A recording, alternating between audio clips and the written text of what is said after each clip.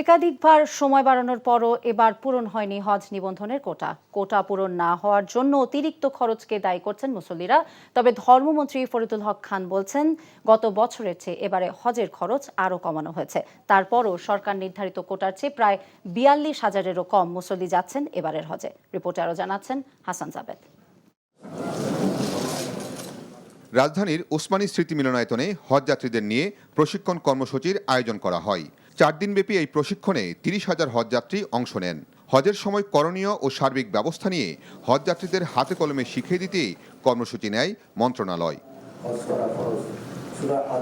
প্রশিক্ষণ কর্মসূচির উদ্বোধন শেষে ধর্মমন্ত্রী বলেন, এবছর হজের কোটা পূরণ না হলেও শুধুমাত্র প্রধানমন্ত্রীর ইচ্ছায় খরচ কমানো হয়েছে। দোয়া চাই আপনাদের কাছে মাননীয় প্রধানমন্ত্রী জয়ন্তী শেখ হাসিনার জন্য, যার কারণে আজকে এত টাকা কমাইতে পারছি আমরা। ওনার নির্দেশনায় আমরা যাবতীয় কিছু থেকে সব, সরকারে কিন্তু 1 টাকাও লাভ করে না সরকারি হজযাত্রী যারা যায়, আর যারা বেসরকারি যায় তাদের কিছু লাভ করতে হয়। তার মধ্যেও আমরা হিসাব করে সেই কাজটা করেছি, যাতে করে আপনাদের উপরে বার্ডেন ও গত বছরের মতো না পড়ে। আল্লাহ তাআলা সেটাও করার তৌফিক দিয়েছে।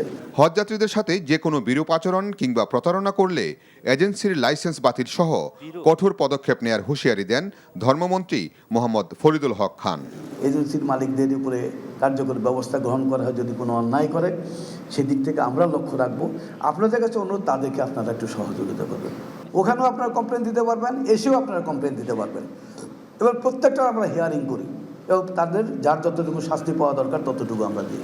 এবছর হজের জন্য 1,27,198 জনের কোটা থাকা সত্ত্বেও সরকারি এবং বেসরকারিভাবে হজে যাচ্ছেন 85,257 জন। Hasan Javed, NTV news, Dhaka. বিকাশে কম খরচে ক্যাশ আউটের লিমিট বেড়ে 50,000, প্রিয় এজেন্টও 2টা।